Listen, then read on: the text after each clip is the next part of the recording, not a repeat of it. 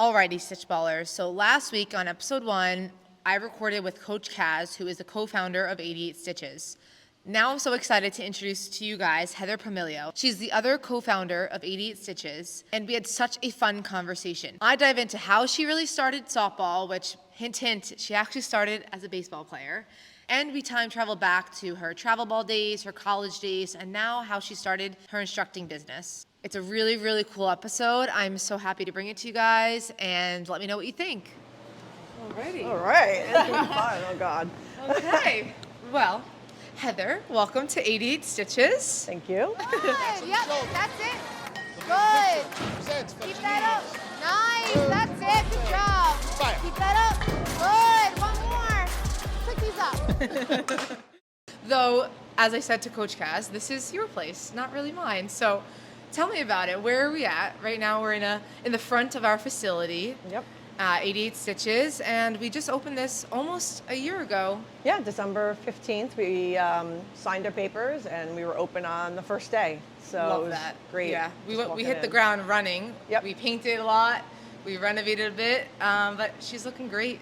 Yeah, we're still doing some renovations just because we were right in the thick of things in the high season. So yeah, a little bit at a time. We're not forcing anything to get done. Yeah. People love walking in here. It's clean, it's inviting. It's really made for the girl athlete. We're trying to make the women, the girls, a little more comfortable in a batting facility because most of them are men's facilities. So. Yeah, and I grew up going to a men predominant facility, and I could tell you right now, I vividly remember stepping in with my bat and my helmet and kind of be like, oh my, like there's just so many men here. Nothing wrong with it. It's a little intimidating as a 12, 13-year-old girl just trying to get her hitting lesson in. So I love that this is really meant for the girls. And like I know we cater a lot towards fast pitch softball. Right.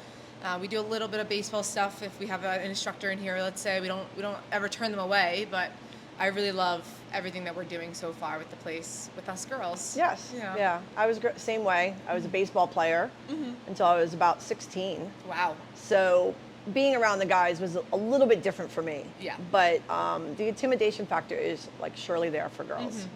Yeah. You know, they just want to come in, they want to do their job. They don't want to feel like people are looking at them. And so I think just our image and our plan for the facility was to help the girls come in and feel more confident and not feel like all eyes are on them. Yeah. You said you played baseball. I did. So interesting. Let's go back a bit. So you grew up where? So I actually grew up in a town called Lighthouse Point in Florida. Okay. And then I moved to New York around 3rd, 4th grade, and I moved to a town called Point Lookout, which Okay. is in the Long Beach area. Yep. Lived there for quite a while until my mom could afford to buy a house in Long Beach, and then I transferred into the Long Beach house, basically. Nice. Yeah. And were you playing baseball before the move, or did you Yes. like pick that up after? So Little League, really funny story. My Yeah. father changed my birth certificate so I could be a year older No way. to start playing baseball in the Little League. Really back then, there really wasn't softball. So when I moved here, I played Little League. And when I was about 8th grade, they finally started their first girls softball Little League team. Yeah. So I joined that. And unfortunately, at that time, the competition wasn't as strong for me because I was Yes. playing with the boys. Right. I continued to keep playing. Yep. I tried out for the middle school baseball team. No way. I made the team, but then at that time, Title IX was going Picking into up. effect. Yeah. And so they're like, I'm sorry, you have to play softball. And I did. Yeah. And I loved it. My coaches were amazing. The girls I played with were amazing. I still am in contact with a lot of them. And I kept playing baseball in the summers. I just kept playing until basically I was 16. Yeah. And What then I made went you to high school. switch at 16? I think just understanding and realizing that I wasn't going to have the opportunity to play baseball with Title IX going into Yeah. effect. There was a lot of misinformation. It was more of like, oh, well, because now there's softball, you have to play softball. Yeah. As opposed to, no, I would like to have the choice. And I knew that I'd be at a disadvantage eventually. Yeah. Boys are going to be stronger, faster. But I had a friend who Okay. rode his bicycle all the way from Levittown 2-point lookout. And for anyone that doesn't know, how far of a bike ride do you think that That's would probably be? about 20 miles. Yeah, it's long. Yeah. And him and I would have a catch and we would play baseball. Like we would just, I was a pitcher, I was a catcher, I was an outfielder. I kind of played everywhere. Yeah. And he's like, my dad runs a fast pitch softball team. Oh. And I was like, okay. And like, I didn't know anything about travel ball. Yeah. It made no sense to me. Yeah. And Long Beach is a little community where like you're sheltered a little bit. So you're not really around a lot of things. Yeah. And he's like, let me talk to my dad. Maybe you can play travel ball. And it was Long Island Express with Phil DeMonda, Rich Jacobia, Hal Clayton. Yeah. And Jill DeMonda was a phenomenal pitcher. Wow. Kim Zagajeski, amazing pitcher at Hicksville High School. Yeah. So I had all these amazing athletes, and I'm like, oh, God. And he made Jill throw BP to me. Wow. And I was hitting everything. Yeah. And Joe's yelling at his daughter, like, what are you doing? Da, da, da. She goes, I'm throwing everything. Yeah. And he looked at me and goes, you're on the team. I love that. And that's literally how I got involved In softball. in travel softball. Yeah. I didn't know anything about it. No. Was that almost like validation when you were standing hitting BP against, you said Jill? Jill DeMonda, yeah. Yeah. Do you think that was almost validation too? Because like one, now fast pitch softball, what is this? This is a different world. I'm not really sure what I'm doing. It looks similar to baseball. I'm just hitting a ball off the pitcher. Yeah. And then, you know, you're hitting pitch after pitch after pitch, and now you're kind of getting more confidence in you, probably thinking, wow, I think I could do this, actually. And was that almost like a turning point for you to be like, okay, I think I'm sold on the fast pitch softball world? Yeah. So with Long Island Express, it was invitation only back then. Oh. Ooh. So if you weren't like an all-county player or one of the top players, you probably weren't getting asked to try out. So I am around the top players. Yeah. And so I think transitioning from the baseball into that domain made it competitive for me. I think in the beginning, the softball in general wasn't competitive because it was new. Yeah. This was the top athletes on Long Island. Yeah, this was the place you needed to be to really like kind of surround yourself with everyone else around you that's pushing you to kind of get better in this a little bit new of a sport that you're now entering. Right. And that really set you up for success, I think, to where we are now. It did. You know, I'm kind of the black sheep in the sense of I never had a pitching lesson. I never had a hitting lesson, a fielding lesson. And literally I just learned from people around me. Yeah. So with the great coaching and then the great players around me, it was easier to increase my level of competitiveness as well as, you know, I guess just getting better at what I need to do, finding my craft, finding my niche. What ended up being your niche? Wow. So I really, really think I excelled as an outfielder. I had a very, very good arm. I wasn't scared, so I dove for a lot of balls in the outfield. I loved pitching, but pitching was really hard for me because I didn't have instruction. Yeah. So I was really kind of just learning from people. You're like mimicking what you were seeing. Yeah. I threw hard, but I was the Bull Durham. Yeah. I hit you, struck you out. You know, it was like, and that weighed on me a little bit because I was the pitcher. Yeah. And there was days when I didn't have good days, and then there was days I had great days and I still lost. Yeah. And that was, you know, a good growing point in my career and really understanding the different dynamics of different positions. Yeah. I think we all go through that as players. I pitched up until end of my freshman year of high school. Okay. And like I think I enjoyed pitching a lot, but I came to realize that the girls around me were kind of excelling more and more and I wasn't, and my interest lied more in infield than it was as a pitcher. And I think most softball players kind of get to that point of if they're doing multiple positions or trying to figure out what position like is really for them. Right. Eventually you'll come to a point where kind of gravitating more towards outfield, like you said, or towards infield, towards catching.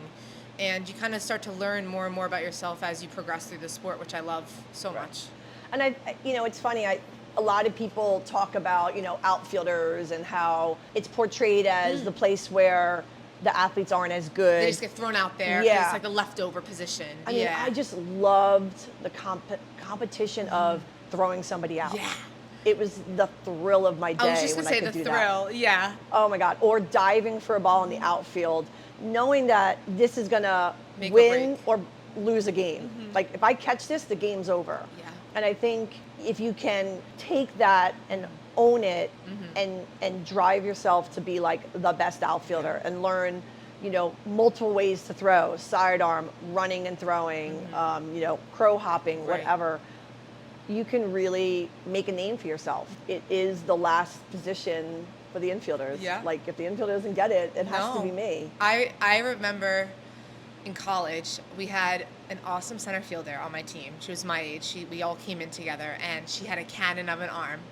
And like not many people, I think, at the start of a game when you know you're warming up, Right. you know, you might see the pitcher, you might see us hitting BP in the cages, so you can get a sense of like what the other team looks like, but you don't really see arm strength from the fielders. Right. So first few innings of the game, the other team's rounding, you know, third, going home, and like all of a sudden our center fielder threw the girl out. And it's just, even as a non-outfielder, it's so thrilling and exciting to Right. cheer on like my teammate, be like, yeah, Juliana, like you just threw that girl out. I'm sure it was so nice to even be that outfielder yourself, Yes. throwing that girl out. I mean, people don't realize like literally how hard that is. You're throwing Yeah. from possibly 200 feet. Yes. And you're throwing it on a dime. There's no room for error. None. None. It's Zero. a lot of skill to perfect your way to get there. You have to make sure that throw is cuttable because we're not going to get the runner at home. Correct. Yep. You got to make sure that cut can pivot to third or pivot to second. Right. Yeah. So everything has to go well Yeah. for you to get And it's a that hard out. skill to practice at. Yes. Because not everybody can hit fly balls to you. You can't Yeah. just have a friend hit fly balls to you. Yeah. And how many long throws can your arm take? Yep. You know, can you Yeah. can you throw 20, 30 long In a row, throws? yeah. Not the best thing. Definitely an exciting. interesting pathway that I guess I took. Yeah, I love that. Okay, so you made your transition to fast pitch softball around 16 years old. So you're in high school. Yeah. Well, how was high school ball back then? Was it just, you know, average? Was travel ball really the place to be to excel in softball? For me, travel ball definitely was the place for me to be. My high school team was very good. So I was a freshman. Our middle school team, we had a core group of like 6 to 8 girls that were just all really, we were all kind of at the same level. Really great athletes. And so we all kind of moved up to varsity at one time. So the nice thing about that is I didn't feel alone. I feel like sometimes these younger kids are going up to varsity at an early age, and Very it's got to early. be very, very difficult, you know, mentally, and then just trying to keep up. Well, it's even like, think about it. If an 8th grader, well, even sometimes 7th graders we see here and there on Long Island Yeah. move up to varsity, depending on the school district and the amount of talent they have on the team. What are you? You're like 14 years old? 13? And now you're going up to 18. a team where they're 18. So one, that's scary physically because those girls could be huge that Right. you're playing against. But Right. two, like even developmentally, like you're at different like maturity and growth stages of your life. I remember I was a freshman on varsity and like just like the conversation that the seniors were having Right. about their social lives. I was like, oh wow, it's like a Yeah. whole different world than where I was at as a little freshman. It is, and I think that's a conversation that we could definitely have at another time about of course. just the psychological and the physical and the emotional of younger kids playing up and that developmental stage, and 100%. how maybe we're pushing the kids just a little too fast. Yeah, we'll table that for sure. Yeah, I think that's definitely a big, Big topic, conversation. yeah. But for you, you had that group that you moved Yes, up with. I had that group, That's and you know, our team was competitive. It was the first year our high school team had won like the league. I think we were 13-2. So the development of our team was getting better and better because we had a really group of core girls, Yeah. really good athletes. We all played 3 sports. And so as time went on, our team was known. Long Beach was, and still kind of is, a powerhouse for the last 20, 25 years.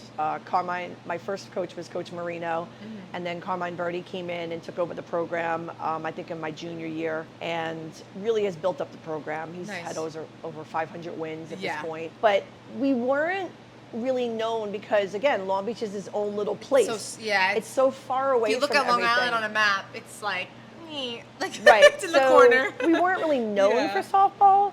Right. So the travel ball gave me 2 things. It gave me, I guess you could say, people got to know who I was outside of Long Beach. Yes. Which is something I wasn't able to do because nobody really knew Long Beach softball. Yeah. So the travel ball gave me that, as well as it gave me just that extra level of play because, like I said, I was with Jill DeMonda, Right. Kim Zakajeski, Yeah. Tracy Youngblood, Tracy Tyler from MacArthur High School. Like, Yeah. I could name tons of girls, and they all are somewhere. Yeah. They're in some Hall of Fame.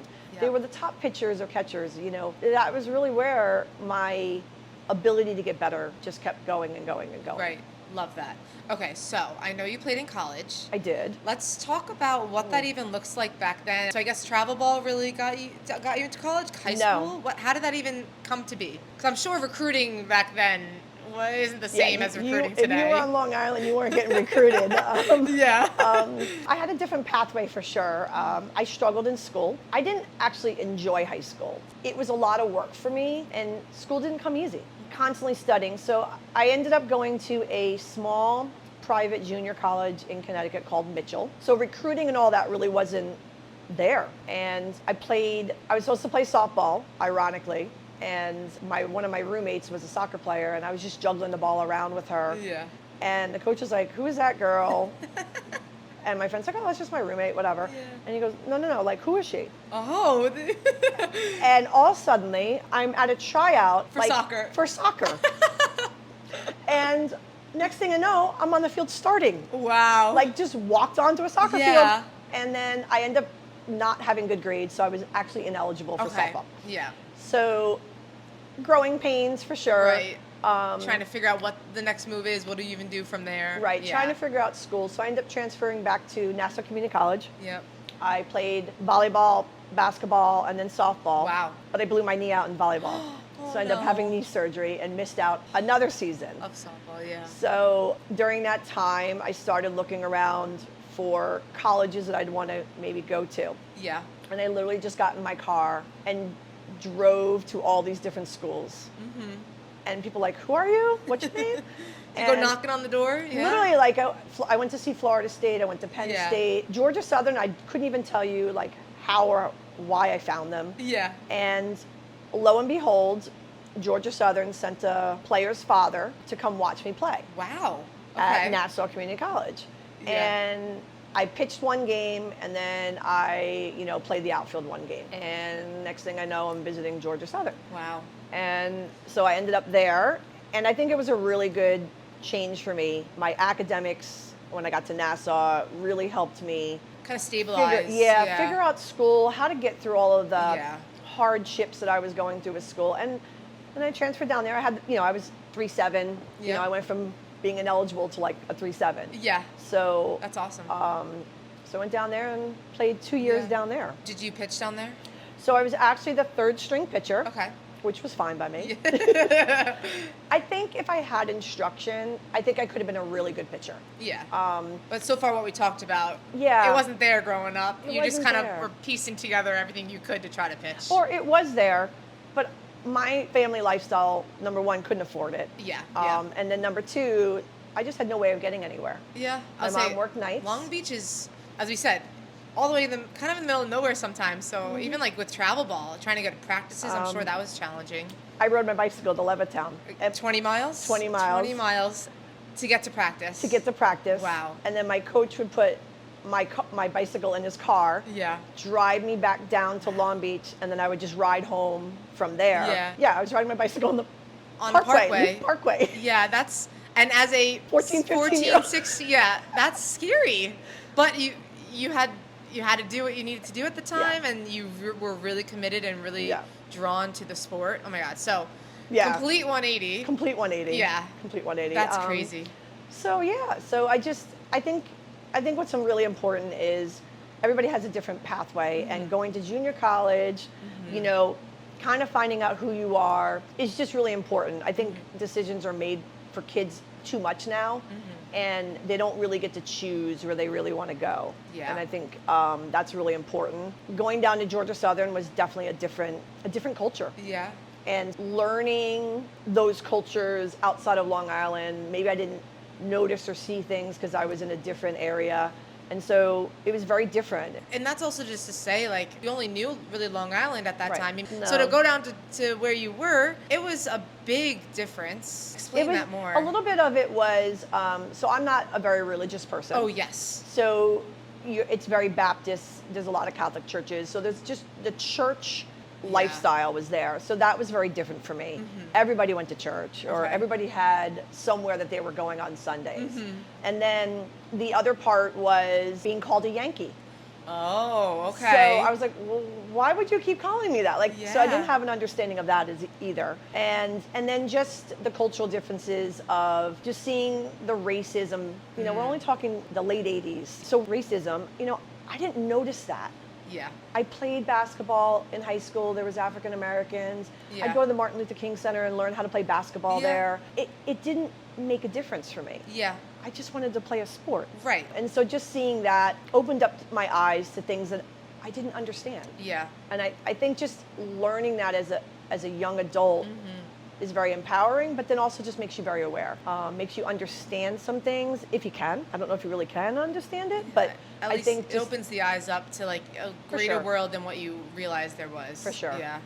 It was hard. I had a really Yeah. good friend come visit me, Yeah. and he's African American. Yeah. And that was the day that really opened up my Oh, okay. eyes. The things that were said to me and the things that they E- portrayed him as. Even just how people interact or behave. They didn't interact. Well, that's the thing. Yeah. They didn't interact yeah. with me. That Yeah. was where You realize. I really realized the depth of it. Mm-hmm. And it wasn't a Georgia Southern thing. It was just a cultural thing. And I loved my school. Yes. But I just had to, you know, I had to make a decision. Yeah. And the decision was, do I continue to hang out with these people who Yeah. have these views? Right. Or do I choose to find other people that don't have those views? Mm-hmm. And, you know, it's a big girl decision. You know, you're in the thick of things. Like, these are Yeah. people you've been hanging out with, and now you all suddenly see things that are not Yeah. okay with you. Right. I hear ya. So you went down to Georgia Southern for it was 2, 3 Yeah, I only years? played 2 years. We tried to get me a redshirt year because Yeah. of my surgeries, my Right. eligibility. Just but couldn't work just out. couldn't work out. Was it challenging to try to juggle being a student athlete at the college level? It was. The hardest part was going on trips. Oh, yes. So I think at the time you couldn't be away from school for more than like 3 days. Oh, really? Okay. So what would happen is we'd leave at like 6 a.m. on like a Wednesday and come back by Friday. So now I miss Wednesday, Thursday, Friday classes. Then you come back, maybe get caught up on work and then leave again. Yeah. So you had to always come back for like a 24-hour period Yeah. before you could leave again. And at the time, we didn't have, you know, laptops sitting in our room. Yeah. You had to go to the library. So the library would be closed because they weren't 24 hours. Yes. So getting work done was Challenging. way more challenging because we didn't have things at our fingertips. We couldn't Yeah. do all of our work on the bus. And even this, let me ask you, I know nowadays a lot of sports teams, they might get like academic, like not tutors, but you know, just academic help. Did you have any of that academic support? So it was there, but you had to ask for it. There Yeah. wasn't like a central given. location Yeah. of where you can go Yes. to get that help. Yeah. For me, it was always about getting stuff at the library. Okay. So a lot of times we would have to call in and say, Okay. you know, can we have these things available so when I get back in, I can make quick Yeah. photocopies of whatever I needed and Wow. things like that. So it was really challenging, but we found a way to make it work. Okay.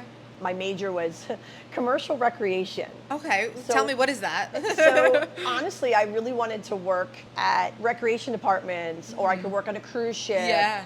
And I really wanted to somehow be around sports. Yeah. So my degree is in commercial recreations. I can work at beach clubs. Right. You know, I can do all that. Yeah. And what I found, because I really wasn't understanding a lot of things as a young kid, was that if I want to do that up in north, it's seasonal. Oh, yes. So if I really wanted to stay down south, then yeah, great. But I didn't. I wanted Right. to come back up here. Okay. So I have a degree in recreation. I was working with a kid at Yeah. a beach club. She had the disease of dystonia. So she was wheelchair bound, and I was always like saying hello to her, and her mom approached me and said, you know, would you be interested in teaching her swimming? She goes, Oh. I know she can't swim, but you're the only one that ever approaches her. Oh. And would you feel comfortable bringing her in the pool Yeah. and just, you know, getting her range of motion and just kind of doing that? And I was like, sure. And I was like the head lifeguard at the time at the beach club I Yeah. was at. And I started doing lessons, and then, you know, we would put her on a kickboard and I'd hold her and we'd do the races. And the mom just looked at me and says, you need to go into this field somehow. I was just going to ask you, is that how you Yep. started instructing almost? So I actually went back to school and I got my master's in special education. Wow. Okay. And then I was a special education teacher. I started doing lessons on the side here and there. Maybe I had 10 kids. I couldn't even tell you back Yeah. then. 9/11 happened. We just couldn't deal with the loss and the noise that belonged with it. And we decided to pack up and leave New York. And we ended up in South Carolina. Had my son down there. We lived down there for 8 years. Then Sandy hit. Yes. And Sandy pretty much wiped out like every family member. My mom was living in her house upstairs for 3 months with no heat, no water, no electricity. So I took a leave of absence, ended up moving back, and people were like, well, why don't you start doing lessons? And I was like, okay, because I really didn't want to go back to teaching, nor could I, because I was still helping my mom rebuild. Yes. And next thing I know, Diamond Dominator starts. I was just going to say, Diamond Dominator starts. Diamond Dominator starts up. So it's your little, like, almost hub to help streamline your training sessions with your clientele. Yep. And I worked with a young woman named Gina Calabrese. Her and I were kind of partners a little bit. We would do camps, clinics, things like that. And then she introduced me to the Gureckis, who own a facility called Oil City Sports. And they took me in open arms, and I was with them for like 11 years. And then just kept getting bigger and bigger and bigger. And then that's how I met your dad. Yes. Yep. Coach Kaz. Coach Kaz. Kaz and I have always been like side by side. It was like the weirdest thing. Yeah. We never really understood it, but everywhere we went, we were like, oh, now you're here? Oh, you're here now. And literally every facility we've ever gone to, we've found somehow to be next to each other. Yes. Which I think is so funny. So weird. So weird how the world works at times. Yeah. Because then it's kind of like, maybe. Right. Maybe this makes sense, because obviously you guys then went into partnership to open up 88, where we're at right now. Yep. Yeah, one of the things that I think drew me to Coach Kaz was that, so I have a little bit of different teaching methodology with pitching. So when my kids were going to places, people were like, well, what are you doing? I don't understand this. And he was really one of the few coaches that were like, okay, well, what does she want? He would have certain skills that he was doing, and I didn't want my girls doing it at the time. Yeah. And he was so respectful of my methodology. Yeah. And I think that's what really kind of drew me and drew the partnership, because there was this value of respect. It didn't matter that I taught things differently. He respected what my model was.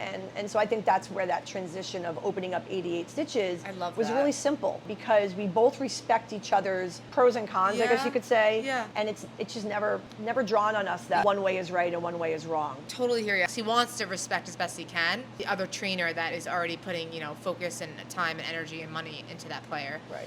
Yes, as an instructor, you want to critique things, or you want to fix things in a player's swing, let's say.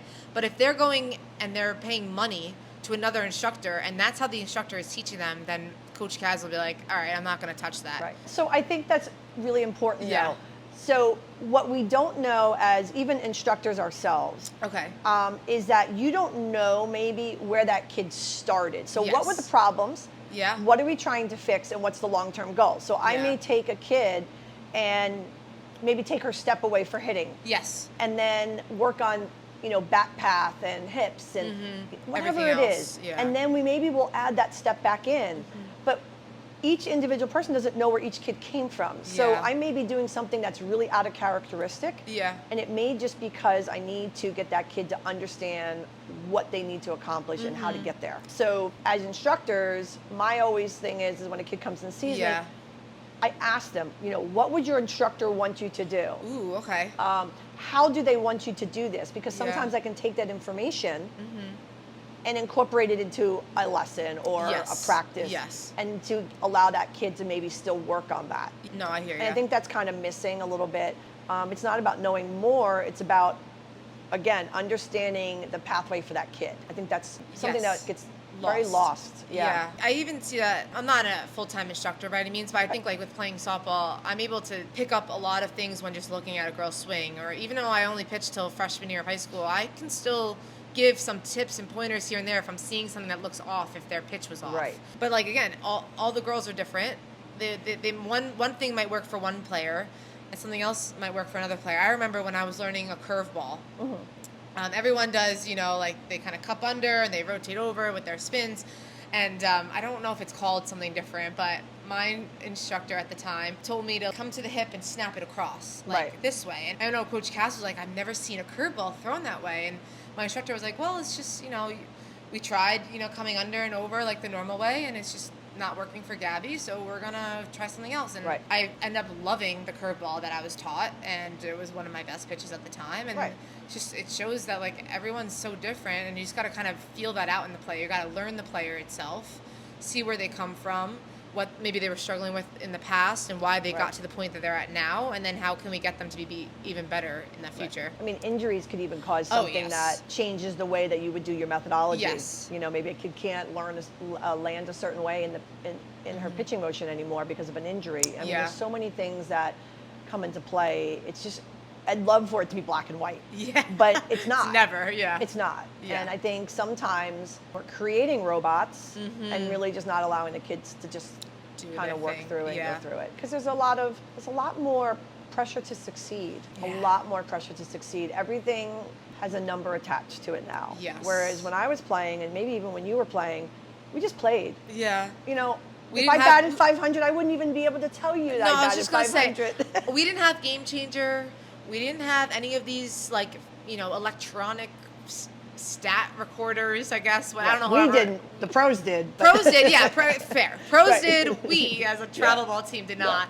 I remember in high school, in my notes app, every time after every game, I would write down what I did. I went 1 for 3. I went 0 for 3. I went 3 for 3. Whatever it was, and I kept track on my own. And then even for travel ball, I did the same thing, just to try to like understand where I was at with my hitting, like from a stats perspective. Okay. Because even though I might have feel like I'm doing great, maybe batting percentage wise wasn't. And I think as a hitter, I always wanted to I always had a number in my head that I wanted to try to strive towards. And that was my own way of doing it because I didn't have anything else that was telling me otherwise. Right. Well, let's talk about that number. Okay, go for it, 'cause yeah. I'm going to ask you now. No, I would love to. Let's So, hear it. what's the number that you Ooh. wanted to hit at, and is it yes. considered normal batting average?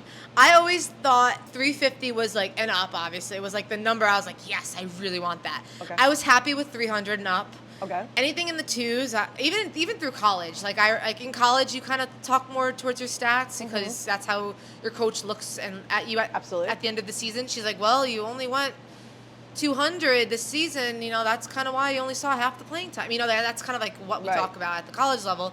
But I think growing up, it was always like if I was 300 plus, I'd be content. 350, I knew I was like doing well, Right. and that's just like the numbers I always had in my head. What do you think the numbers are now for kids? I don't even know what they are now. Oh, I could tell you. Okay, tell me. I'm So, so most curious. kids think that they should be batting 6'5" and 600. And the reason why Yeah, is... Mom would love to know I know, why. I know. That's just- Well, so a part of Let's this hear it. is social media. So Oh, a okay. kid bats 500 for the weekend. Yeah. Most other kids think then that 500 number is obtainable easily. Wow. And it's not. And No. so there's this dialogue that's going on. Okay. And I always tell kids okay, if you batted like 700 in middle school, first of all, why are we keeping stats Yeah. in middle school? But Middle school, they lob it in. Like, let's be real. So if you're Yeah. batting 700, take that number and cut it in half when you get to high school. And they're looked at me like I'm crazy. And I'm like, No, that's true. Oh no, wait and you see. And then when you get to college, Cut it take in that half. number and cut that in half. Wow. Yeah. So I think the inflation of numbers is also causing these kids to be a little less successful. Yeah, they're all like so worried about, Right. this is not the number that I need it to be at. When in Kids- reality, it might be a decent number. 300 to 400 in the high range. school Yeah. is really good. Yeah. Obviously, numbers could be higher depending on the league. Yeah. Obviously, a kid could be an outlier Right. where they're just stronger. Or numbers could Competitive. even be Oh, different because of who's putting in the scores. But that's a whole other Correct. Yeah. topic. Correct. So I think Yeah. just kids on thinking that a Wow. 500, 600 batting average. That really makes me think about my current 12U team. I'm curious Ask now. them. I'm going Ask them to write down what they think I will. the appropriate batting average should be. Yeah. And like Kaz from time to time will say like if you go 3 for 10, you're failing. doing amazing. Yeah, you're failing 7 times. Like you're doing amazing. But I Right. don't know if that ever really like sticks with them. No. So I'm gonna totally ask them. Wow.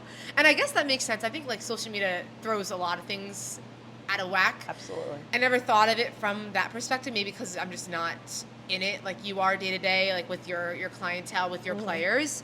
Wow, that is so interesting. Yeah. It's actually a little mind-boggling. Yeah. I was like, you guys have no clue what a 500 batting average is. Really is, yeah. Totally gonna let you know. Tidbit for the day. Yeah, that's my tidbit for the day for sure. Okay, as we probably wrap up, I know you've been instructing now for years. Yes. What is the one thing or the few things that really bring you so much joy with instructing? So I feel like there's a couple things. The first is having a true understanding of the athletes. So having a background in special ed allows me to tap into a kid a little bit differently. Yes. And so I feel one of my biggest attributes is my connection with my kids. They look up to me, which is important to me, in the sense of I want them to have a female role model. Unfortunately, there's not still a lot of women coaching. Yeah. So that's important to me. I think having them come to any place that I work at and feel safe. They can fail, they can, move up in the world, whatever it is. Sometimes they just come in and talk to me. Yeah. Sometimes I'm advice. I'm bored to or throw even things like, at. oh, I had such a bad day at school, and it's not even sports related, not even softball related, but you're that person that, tell me about it. Let me hear more about it. Yeah. I mean, I actually had a kid I had for, I don't know, maybe 5-6 years now. Great kid, good worker. Dad and her, we have a great time in a lesson. And one day I could just see it on her. And I said, Dad, you need to go. And he goes, what? You're kicking me out of a lesson? And I go, yeah, today's the day. And he just looked at me and I was like, today's the day. Yeah. And he goes, okay. And he walked out. And so he knew something was up. But he trusted that you knew what you saw, that instinct in you, Literally, we had a 10-minute conversation and she just was spewing everything. It was one of her best weekends on record for her. And he said, what did you do? I go, we chatted. And I go, you paid me to have a session of chatting for a little while. Yeah, but sometimes girls need that. Yeah. Yeah.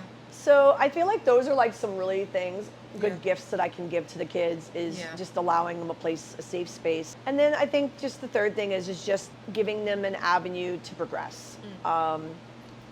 Obviously my hope and my goal is that I'm doing that. And I feel like I must be doing that if I am still able to sustain the amount of students that I do have. Right. Everything's word of mouth for me. I don't do a lot of posting. I don't do a lot of social media. And yet, I have people on a waiting list, and to me that validates that I must be doing something right. And I'm very honest. I always tell people, if you're going to ask me a question, expect an answer. Yeah. And well, I don't want to be paying an instructor for like a kid of mine, let's say, to just like BS me all day long. Even as a player, like I don't want my instructor to be doing that either. I would want to know what I'm doing wrong or the truth of it all. And like if it's going to be the the honest truth of you really got to keep working hard, like you're not putting in the work that you need to be, then like as a player I wanted to hear that at least. And I think that's really important is I had a couple kids whose parents, I said, listen, they're not putting the time in, don't send them to me anymore. And I have lost some kids because of that. And I'm like, but that's good for the parent to say, hey, this is not okay. This is a lot of money, a lot of time, and we're driving an hour to come see Heather. Like, this is crazy, and you're not putting any time in. So I think just having that dialogue with the parents and the kid, hey, you are not getting to D1 without putting a lot of time in. Yeah. D2, D3, you still need to put a lot of time in. It doesn't matter what the level is. You have to put time in, and if you don't do that, you gotta find that like commitment in you. Yeah, you're just not going to make it. No. Or you are going to make it, but you might be unhappy where you are sitting the bench. Yep. And it's funny, which we could go another topic another time, but the amount of like turnover rates that there are at the college level, people so unhappy at the college level because they're sitting the bench now. It's like, got to put in that effort, got to put in that work to really get your spot on the starting nine. I wish high school and travel ball teams would bench their kids more often. Oh, so good one. That would give them an opportunity to be prepared for college. What does this feel like to sit on the bench? Yeah. Now you understand what those kids who are busting their hump to get on the field for feel. Yeah. And honestly, it's still going to feel different because if you're a starter, you kind of always know you're still going to be back out there. Yeah. Whereas the kid who's on the bench never really knows. Yeah, high school you don't see that ever really. No. With my 12U team, Saturday we cycle them all in and out, give them equal playing time. Sundays, kind of like if you did really well Saturday, like we'll put the best 9 in the field, we want to win. But yeah, I don't think there's enough player discipline almost of like, I talked about this with Kaz in the last episode, but like every player has a role in the team, whether you're on the bench for an inning or two or the whole game, or you're playing in the field for the whole game. Like Right. you have a role, not to get discouraged that you're sitting on the bench. You still got to do a lot of things to help support your team members that are on the fields. Right. Calling out the runner. There's a bunt that's about to happen. Yelling out bunt. Being the extra set of eyes for your teammates is so important. Right. And I don't think that that's taught enough. Well, it's taught, but it's really taught at the college level because, Yeah. again, you're now 18 competing with 21 and Yeah. 22-year-olds potentially. Yeah. And so it's happening there. And unfortunately, there really is, in a sense, no way to truly prepare for that because you're not going travel ball. If you're a good player, you're going to play. Yeah. You're not literally, I always look at the kids like at That's Alabama. true. Yeah. Like, these are top kids in the country. Yeah.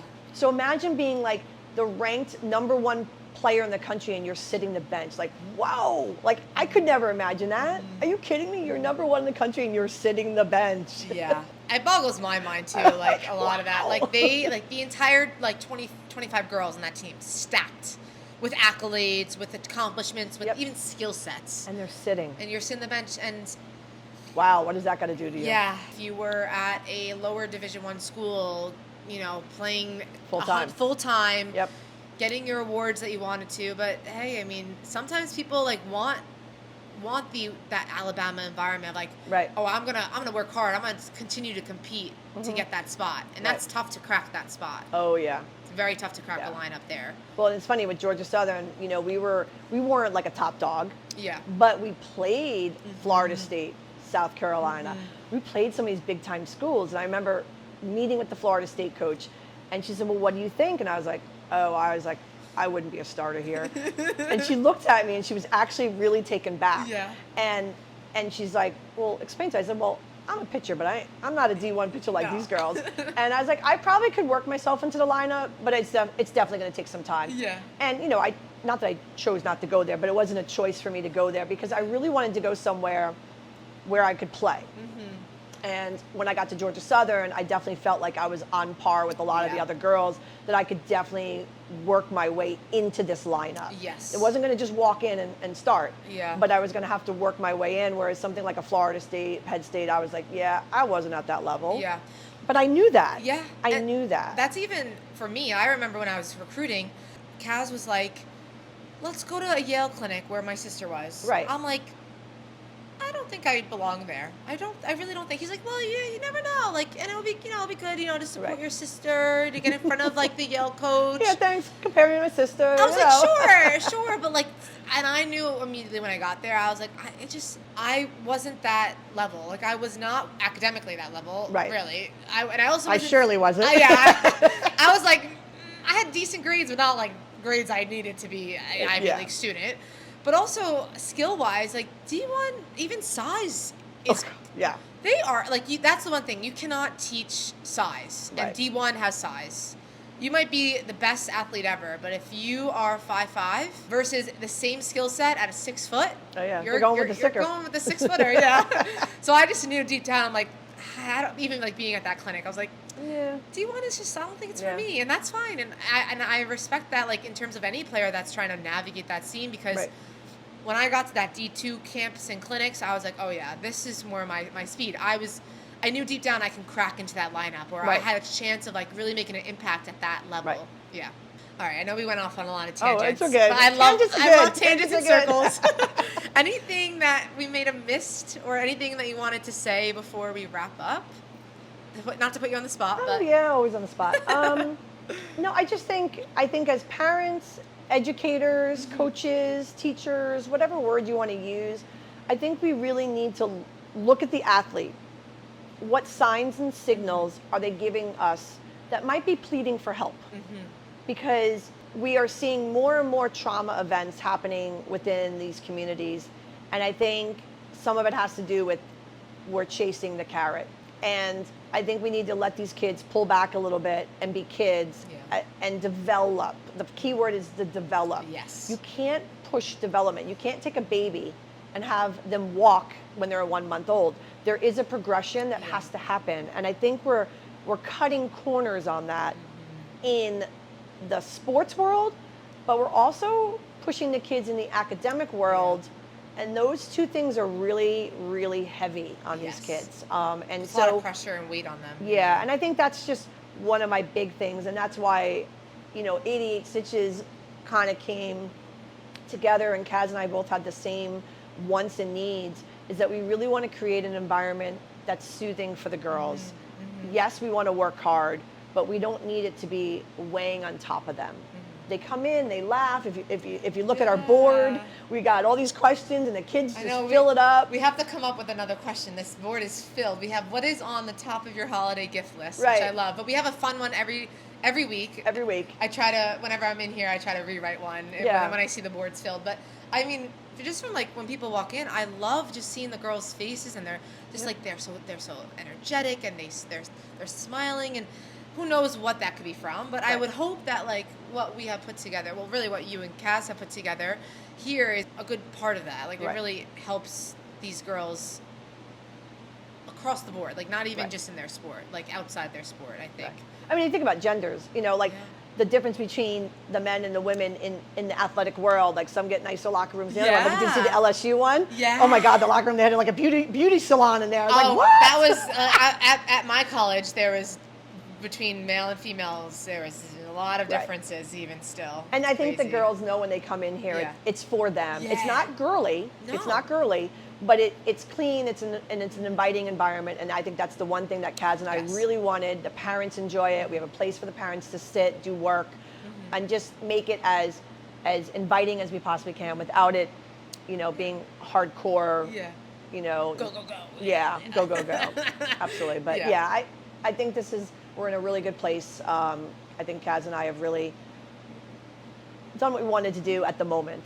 We Yeah. want to definitely do more, but that will be another topic Yeah. for another day, because we'll have like 5,000 topics at this point. I know, I I mean, I know. feel like I could talk with you for hours. Oh, I have a whole list on my notes app Yeah. of just topics and ideas of like Yeah. what we could talk about each week. but so. I appreciate you, Yeah. talking and. Oh my God, I love this. Put this out. Yeah, this is a lot of fun. So thanks Yeah. for You're welcome. thanks for today's session. But Heather will be back, I'm sure of it. Awesome. Yeah. That's it. Woo, I'm so excited. That was great, Heather. Yeah, it's like walking on water though on some of the conversations.